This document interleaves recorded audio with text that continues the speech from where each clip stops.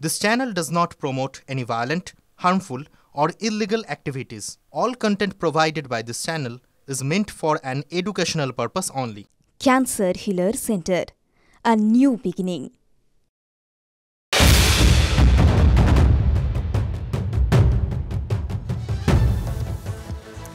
শুরু করছে 11 TV9 বাংলায় লিমা রয়েছে আপনাদের সঙ্গে। নজর রয়েছে যাদবপুর বিশ্ববিদ্যালয়, কারণ সেখানে জট কি কাটবে।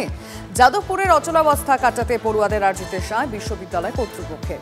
পড়ুয়াদের সঙ্গে বৈঠকে বসতে চলেছে যাদবপুর বিশ্ববিদ্যালয় কর্তৃপক্ষ। সরাসরি কথা বলতে চাইবো আমাদের রিপোর্টার সুমন মহাপাত্র এই মুহূর্তে আমাদের সঙ্গে রয়েছে।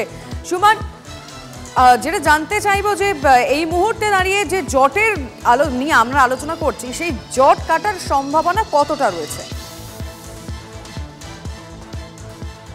দেখো, যাদবপুর বিশ্ববিদ্যালয়ের পড়ুয়ারা তারা পেন ডাউন করেছেন এবং তারা পরীক্ষা দিচ্ছেন না। এই নিয়ে দুটো ইঞ্জিনিয়ারিংয়ের পরীক্ষা, কার্যত কোনো পরীক্ষা দিতে বসেননি এবং যাদবপুর বিশ্ববিদ্যালয়ে অবস্থান চলছে। তার সঙ্গে সঙ্গে কমপ্লিট শাটডাউন, অর্থাৎ অরবিন্দ ভবন যেটা প্রশাসনিক ভবন, তার সম্পূর্ণ বন্ধ করে দেওয়ার হুঁশিয়ারি দিয়েছেন পড়ুয়ারা যদি আগামীকাল বেলা 1টার মধ্যে বৈঠক না হয়। এখানে আমরা যেটা সূত্র মারফত জানতে পারছি, যাদবপুর বিশ্ববিদ্যালয়ের উপাচার্য ভাস্কর গুপ্ত, যিনি এখন হাসপাতালে ভর্তি, তার সঙ্গে সহ উপাচার্য অমিতাভ দত্তর কথা হয়েছে এবং দুজনের সিদ্ধান্ত এসেছে যে তারা বৈঠকে বসবেন পড়ুয়াদের সঙ্গে। যেহেতু উপাচার্য হাসপাতালে ভর্তি, তাই বৈঠকে সহ উপাচার্য অমিতাভ দত্তর বসার সম্ভাবনা প্রবল। তবে আগামীকাল কখন বৈঠক হবে, কে বৈঠক করবেন পড়ুয়াদের সঙ্গে, কে বৈঠকে বসবেন, কি নিয়ে আলোচনা হবে, সে বিষয়ে এখনো কোনো সিদ্ধান্ত হয়নি।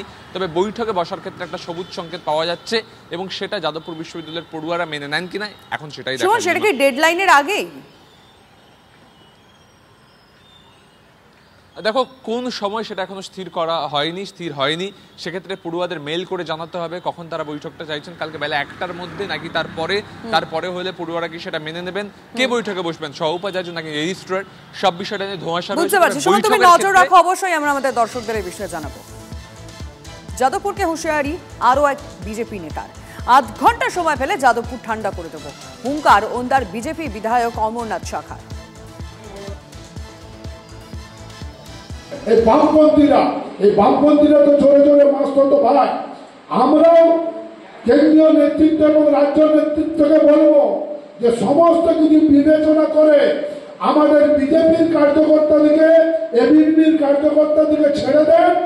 8 ঘন্টার মধ্যে আমরা যাদবপুরকে ঠান্ডা করে দেবো। আমরা ভারতীয় জনতা পার্টি করি, আমরা কারো মুখাপেক্ষি হয়ে করি না। যে অশান্তির বাতাবরণ চলছে সেইখানে আপনারা টিভি খুললেই আপনারা দেখতে পাবেন।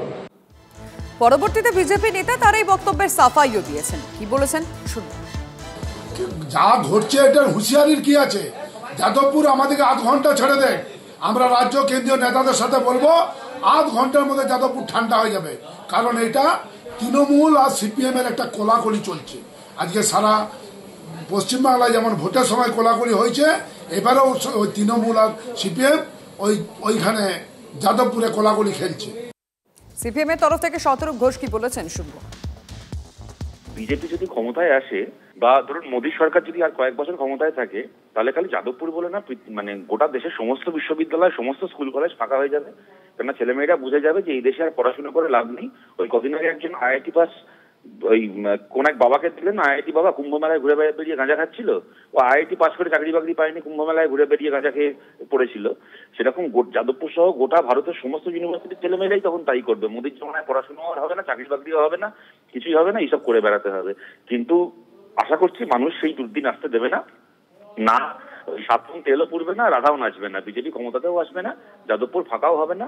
বরং আমি বিজেপির বিধায়ককে এইটুকু বলবো যে আপনাদের তো বিজেপির বিধায়কের ঘরটা সব ক্রমশ ফাঁকা হয়ে যাচ্ছে। একসময় ওই ঘরে 2021-এর ভোটের পরে 77 জন বিধায়ক ছিল। এখন তৃণমূলে যেতে যেতে রোল কল করলে হয়তো এখন 30-35 জন বিধায়ক পড়ে আছে, বাকি সব তৃণমূলে চলে গেছে। আপনাদের বিধায়ক সংখ্যাটা ফাঁকা হয়ে যাচ্ছে কেন? 77টা আসন জেতার পর ওইটা নিয়ে ভাবুন। যাদবপুর কেন ফাঁকা হবে, কবে ফাঁকা হবে, ওই নিয়ে দুশ্চিন্তা করতে হবে না। শুধু বিজেপি বিধায়ক নয়, এর আগেও একের পর এক তৃণমূল নেতা, মন্ত্রী, বিধায়ক হুঁশিয়ারি দিয়েছেন। কেউ বলেছিলেন যাদবপুর দখল করতে 1 মিনিট লাগবে, কেউ দিয়েছিলেন 2 মিনিটের হুঁশিয়ারি। তৃণমূল কংগ্রেস রাস্তায় নেমেছে, মানুষকে নিয়ে রাস্তায় নেমেছে। যদি মনে হয় 1 মিনিট সময় লাগবে, যাদবপুর ইউনিভার্সিটি দখল করছে।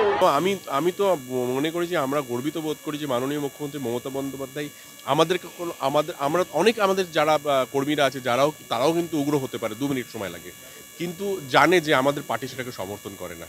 আমাদের পার্টি কখনোই বলবে না যে যাও বিরোধীকে গিয়ে মেরে আসো। আজকে যদি যেটা যাদবপুরে ঘটেছে সেটা যদি সিপিএম এর সময় হতো, আপনি বিশ্বাস করুন যে অন্য দল যদি করতো তাহলে আজকে সে রাজ্যে থাকতে পারতো না, হয়তো কোথায় থাকতো, হয়তো কি বলবো যে খালের ভেতরে থাকতে হতো। যেই দল রাজনৈতিকভাবে কম্পিট করতে পারে না তৃণমূল কংগ্রেসের সঙ্গে এবং মানুষের ভোটে জিততে পারে না, তারা খবরে থাকার জন্য, শিরোনামে থাকার জন্য এইসব কাণ্ড কারখানা ঘটায়।